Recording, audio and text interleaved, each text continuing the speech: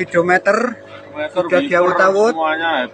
Viral, pilu sopir truk kaget onderdil dipreteli saat mobil terjebak banjir Demak.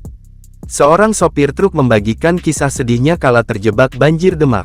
Dalam video yang beredar, sopir tersebut bercerita bahwa onderdil truknya dipreteli oleh orang tak bertanggung jawab yang memanfaatkan kesempatan pada banjir ini.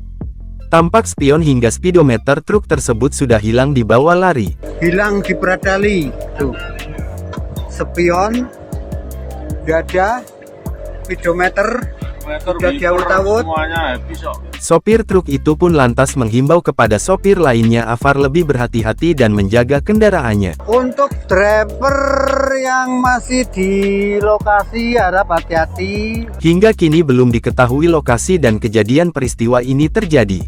Diberitakan sebelumnya, banjir bandang yang melanda Kecamatan Karanganyar dan Kecamatan Gajah di Kabupaten Demak, Jawa Tengah sudah berlangsung selasa hampir 1 minggu, Selasa tanggal 13 Februari tahun 2024.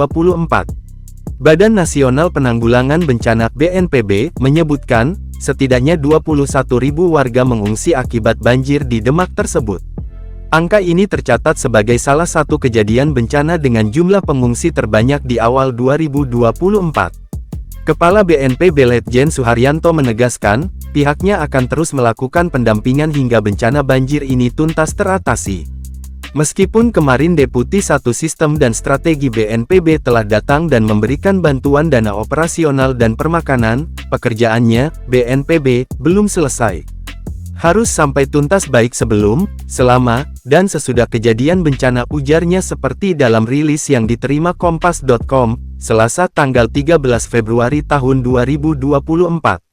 Prioritas pertama penanganan darurat pada banjir Demak adalah pengungsi. Pihaknya sepakat dengan Pemkab Demak untuk serius melaksanakan kebutuhan dasar pada pengungsi yang tersebar di 59 titik pengungsian. Selanjutnya, mereka akan mendorong Kementerian Pekerjaan Umum dan Perumahan Rakyat Kementerian PUPR untuk segera menyelesaikan penanganan terhadap tanggul yang jebol, salah satunya di Desa Ngempik Wetan, Kecamatan Karanganyar.